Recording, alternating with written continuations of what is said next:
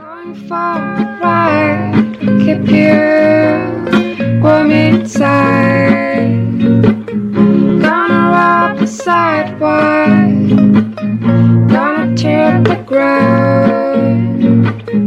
Coming round to meet you, the long way round.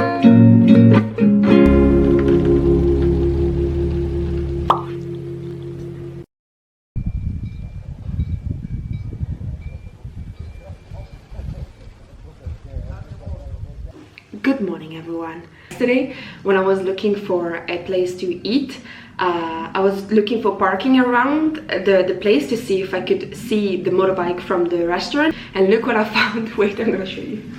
So I was just looking down this road because the restaurant is just here, and I was just going forward. I don't know how well you can see, but it's a pig in the middle of the road. A pig. I wanted to go to the Murge Altopiano. It's supposed to be very beautiful, so we're gonna head down there. Bye. It seemed like centuries ago when the monks crossed the mountain to Malibu, El Camino, and a sipping tea lemonade room. We ponder all that we can lose in a theater of dark. The cross of Jesus sees it all. Oh, his red blood's on the bar.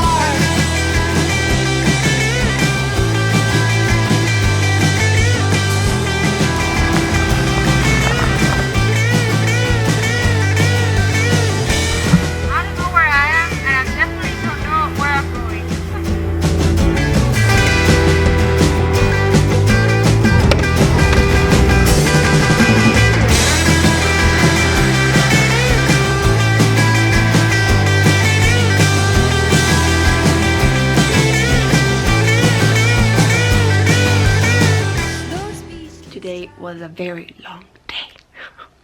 I was planning to head more south than where I am now, but after I passed the Altopiano della Murge, which was lovely, but it was so hot and so exposed, and when I arrived, so I still had an hour to go, and I was in Matera, and I didn't think I would stop in Matera just because it's kind of a touristy place, and I was like, oh, I can't be bothered. But then when I was here, I stopped for a lemonade, and then when I was doing that, I was just like, you know what, I'm gonna try and find a room. If there's like a room that is affordable, then I'm just gonna stop here and visit Matera because they say it's beautiful. I just didn't want to stop because, as I said, it's a little bit touristy. Anyhow, I was lucky because I found a room for cheap within my budget, and I'm gonna show you the room because it is kind of cool. It's an old traditional house that they renovated to make rooms. So ta-da, you can see the bedroom. It's very tiny, but it's like super technological. There's a lot of stuff that I don't need, and the walls, they're all, you know, the old calcareous rock that is I think it's called tuffo in Italian. I don't know how that's named in English. And the owners was super nice, although I find it weird that even yesterday when they give you the keys, no, they don't give you the keys, they show you your room. So they bring you to your room and then they come with you in the room to show you around. Is this normal to do that? I'm not used to it. Like usually they just give you the room, tell you the floor, and then you go on your own. But yeah, the last two hotel, the owner came with me in the room to show me the room and like to tell me how it works. So I was like, thank you. I mean, I can figure it out, but thank you.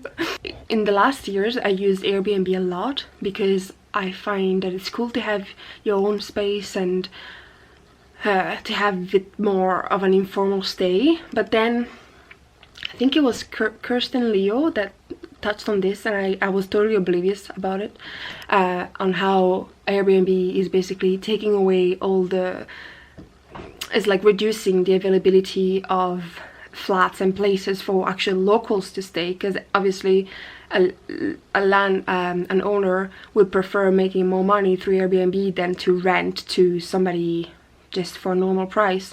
And so the fact that Airbnb is so popular and that more and more people are using Airbnb is reducing the amount of rents that are available for people that actually live there.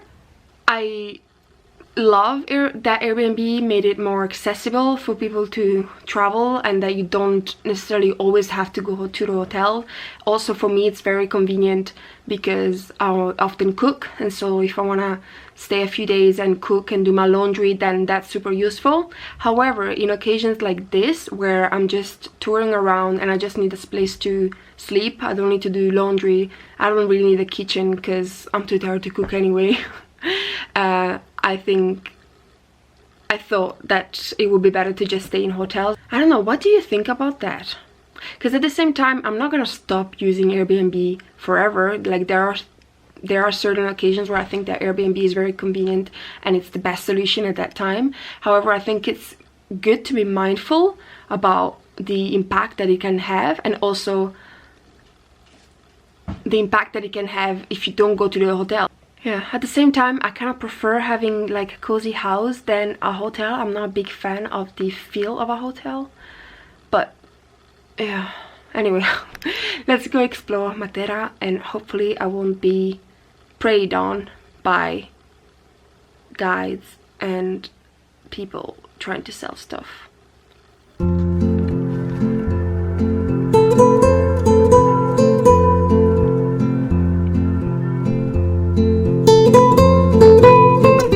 Apparently Matera is one of the oldest villages where people still live, and it was like a very, very poor village, and over the years everybody kind of left and they kind of left everything abandoned until in the 70s kind of group of hippies they kind of started living in them and renovating them, and then from there we get into here where it's a very touristy place and people from all over the world come to visit the traditional houses and the traditional village. So it's quite impressive actually. I mean, I'm still not at the Sassi, I'm just looking at them, and it's kind of cool. Look at all the really, really, really old caves over there.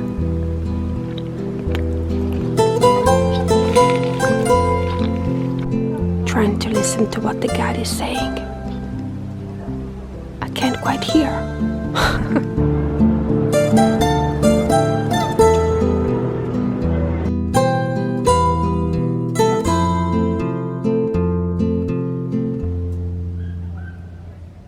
So I'm pretty glad that I stopped in Matera at the end. It's quite something, and yes, it is touristy, yes, it does cater to tourists. There are lots of restaurants, lots of tourist traps, but it is quite magic. And I had a pretty nice meal. I got some orecchiette con cime di rape, which is like a regional specialty, which I should say, I'm not in Puglia anymore. Matera is in Basilicata, which is another region of Italy, and the orecchiette is their typical pasta, and this one was made with grano arso, which I think it would translate to toasted wheat, and cime di rapa is the tops of radishes, which I know it doesn't sound that appealing, but I assure you it's delicious. And so yes, it was a really nice meal. I'm so full, so tired, can't wait to go in bed, but definitely a good spot to stop by.